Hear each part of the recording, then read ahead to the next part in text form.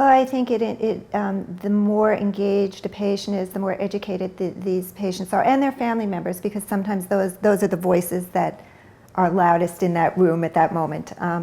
That they're getting the care that matters to them in the way that it matters to them. And we talked a little bit before about decisional regret, that when they feel a part of the decision-making process, whatever the outcome may be, they at least feel like they participated and they have some control, and they don't feel as helpless. And we know that those are two of the really universal challenges that people with a cancer diagnosis face. It's that loss of control and the feeling of helplessness. So if we can ameliorate that, that in and of itself, I think, is beneficial to patients.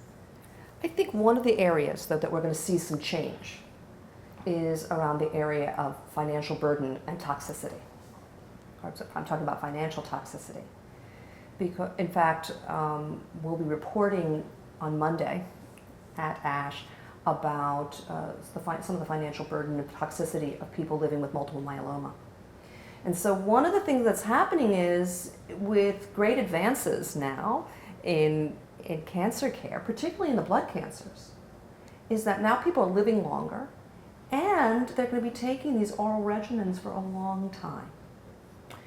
And so we have to start thinking about the long-term side effects. And one of the long-term side effects, particularly as a lot of cost is being shifted towards the patient, is we have to think about sort of the long-term financial burden. And what we're seeing right now in some of our findings and research is that, even $100, $200, $500 per month that are associated with cancer care.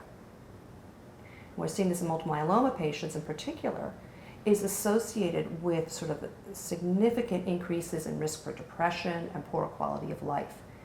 Last year at ASH, we reported in about CML and the impact of financial burden, depression, and adherence. And what we found is, initially you would see a direct relationship with financial burden and adherence. You expect to see poorer adherence with greater financial burden, and we did see that.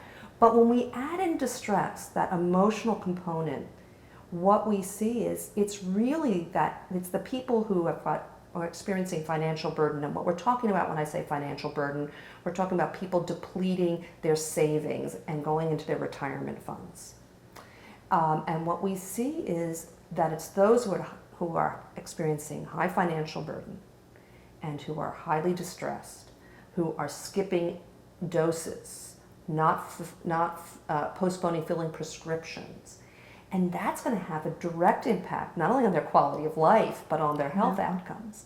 So going back to your question, I think what we're starting to see, and certainly there are rumblings and discussions even amongst sort of healthcare providers, is how do we have these conversations? Who should patients be having these conversations? How do patients and families plan for this financial burden? And I think that's going to be something we're going to start really seeing, starting now and over the course of the next few years.